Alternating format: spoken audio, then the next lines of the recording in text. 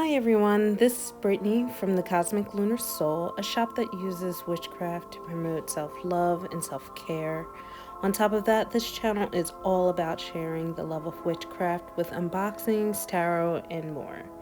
So today, we will be going through the Spirit de la Lune Oracle deck.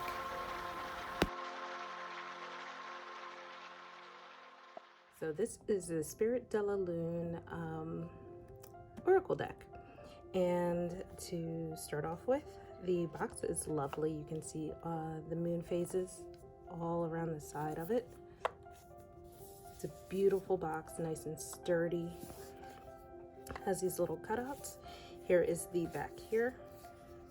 A little bit of information, an oracle deck dedicated to the moon in all of her phases, and a few of the sample cards. So overall, the deck is 56 cards. Why don't we just go ahead and get into it? So let's get this open. Here is the guidebook. The guidebook has that same gilded writing. It's beautiful, nice thick book, has a lot of information in it. So here's the table of contents. It starts off with a little bit of information up here about the deck, broken up into 3 different categories: how to use the deck, including cleansing, preparing for a reading, reversals, etc. And then the different interpretations of the reader.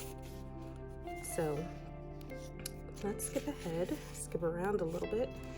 There are spreads scattered throughout the deck, throughout the guidebook, excuse me.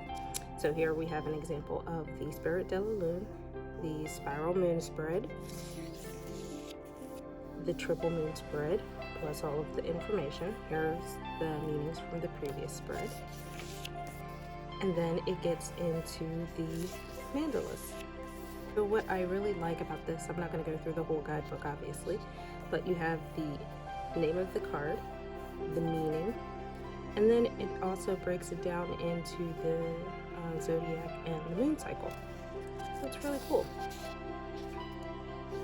So this is the information about the card and also the shadow self, which is awesome. And as you can see, we have another triple spread here.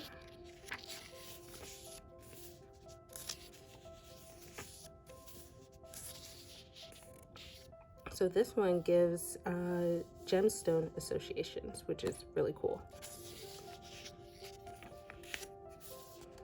All right, I'm gonna set this aside and let's go through the first 4 cards here. So this is a little informational card. It just has the website. You can go to it for some more guidance, some ceremonies, rituals, etc. Here we have a moon blessing card. This is kind of a quick reference guide, quick reference. It has the different phases of the moon. So new moon, first quarter, full moon, and last quarter, and basically what each quarter represents. So for instance here, full moon is abundance, completion, celebration. New moon is rebirth, inspiration, new beginnings. And then finally we have another quick reference, which is the elements. We have air, fire, water, and earth. All right, let's get into the cards. Okay, everybody, the deck is all broken up, and I think it's really cool how this deck is set up. So you kind of have, according to the guidebook, 3 major categories, right? You have your mandalas, your moon phases, and then your zodiacs. But then you can also think of it as your mandalas and then your elements, which you have air, fire, water, and earth. And then within each element, you have a breakdown of, in air, you have your moon phases and you have your zodiacs. In fire, same thing, moon and zodiac. So this creates a huge array of different mixtures and combinations that you can have in a reading. And I think that's really awesome. It's super cool once you break it down like this. So let's start with the flip through of the Mandalas. So every card has this on the back. It's quite beautiful. It looks like you're looking through a kaleidoscope into space. So the mandalas are all the major moons. So if you've heard of, you know, the harvest moon, in this case, the seed moon, they represent those. This is a group of 14 cards. So this is the first 14 in the deck, in my opinion. They are actually the only cards that are Roman numeraled. So you can see here the Roman numeral. And in my opinion, they're kind of like the equivalent of the majors in a tarot deck. They kind of represent larger things happening in your life, or larger emotions, anything that's a little more long-lasting, maybe permanent, or something that's just really impactful to you at the moment. So let's do our flip through. We have the seed moon, the planetary moon,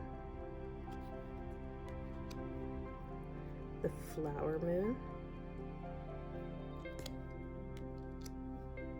the honeymoon,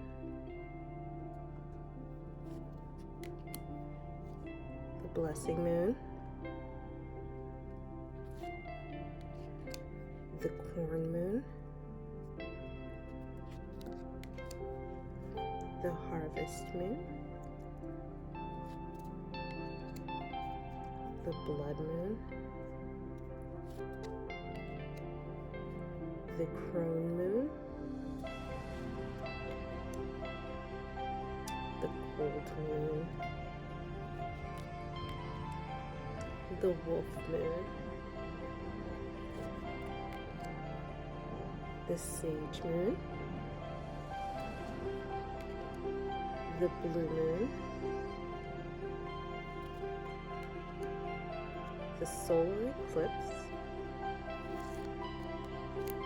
the lunar eclipse,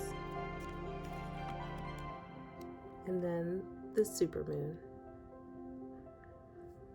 So that was the first 14 of the deck. Let's go into air. So you can see now we're getting out of Roman numerals, getting into actual numbers. This here are the first 10, the next 10, and then so forth. So each set is a set of 10. So let's start with the moon phases for air. We are in the new moon cycle here. So we're starting off the deck with new beginnings, which is very appropriate in my opinion. And let's just go through this.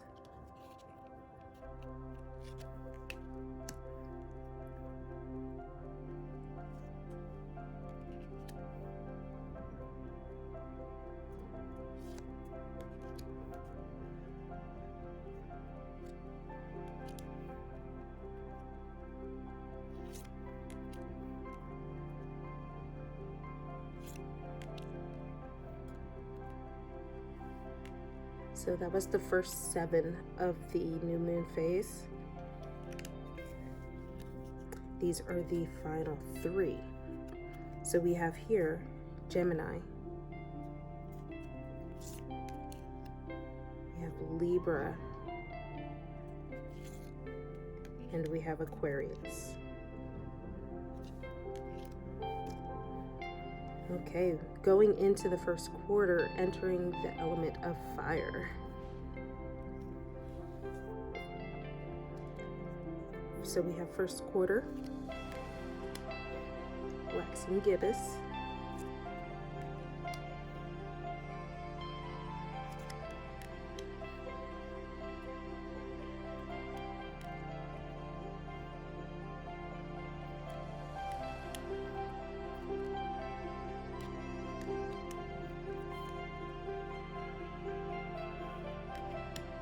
let's go into the fire zodiacs. We have Aries, Leo, and Sagittarius. So actually, I'm going to use this. I'll point this out here. You can actually see the sign in the center of the mandala here. So let's go over to Aquarius. You can see that.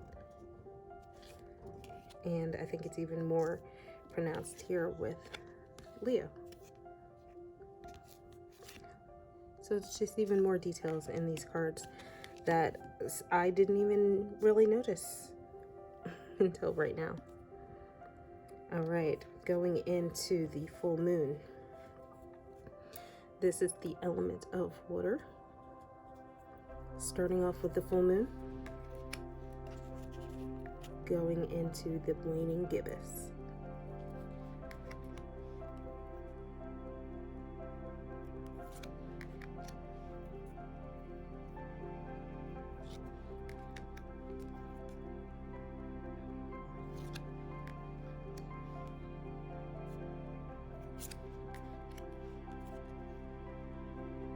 Ending with surrender.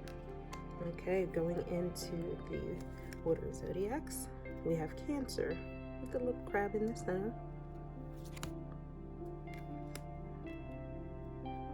We have Scorpio, and we have Pisces. And of course, you can see that little zodiac symbol in there. All right, we're finishing, of course, in my element of Earth. Finishing with the last quarter phase.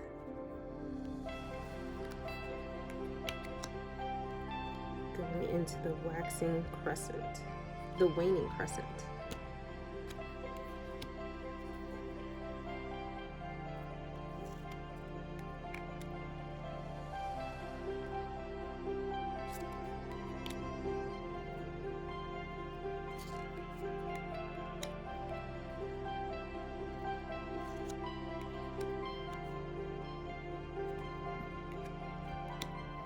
Okay, the final three cards here.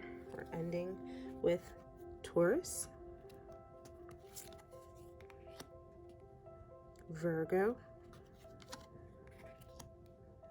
and Capricorn.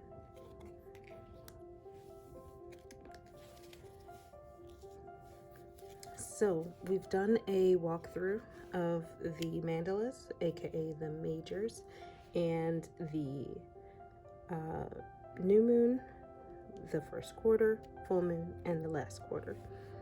So I'm going to finish off talking about the cards a little more. As I mentioned, you can see just all of that beautiful shimmer. Look at that, that's so gorgeous. And of course you saw that on the guidebook as well as the box. These are not gilded on the side, they are just plain. I know some people don't like the gilding on the side, so if you don't like that, this is the deck for you. And the cardstock is actually not bad. It's a little light in my opinion, but not the worst. It reminds me of a slightly thicker Wild Unknown. So if you're familiar with the Wild Unknown tarot, it's a little thicker than that, not much. So let's just do a quick fan test so you can see that. Fans really well.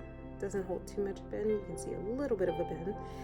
I will say, if you like to rifle shuffle, these are very hard to do. They're very slippery cards. They're very shiny, and even just fanning them out, if your surface is not completely flat, they will slide around. As you can see here, they slide around very easily. But that being said, they are beautiful. They've held up to a lot of travel. You can see here that there's not much damage to any of these cards, and I travel with these quite frequently. Although, I do just keep them in their box. The box is a little large. You can see how much larger it is than the cards, but everything fits in it perfectly. I can still slide it into my backpack just fine without any issues. Alright guys, thank you so much for watching my walkthrough. If you have any questions, comment below, let me know. And if you enjoyed this, give me a thumbs up, give me a like, give me a follow, and let me know what you would like to see next. Alrighty guys, stay tuned. I will be doing some card pulls, free card pulls with this deck on my Instagram, so make sure you're following me over there. And you guys have a wonderful holiday season. Bye.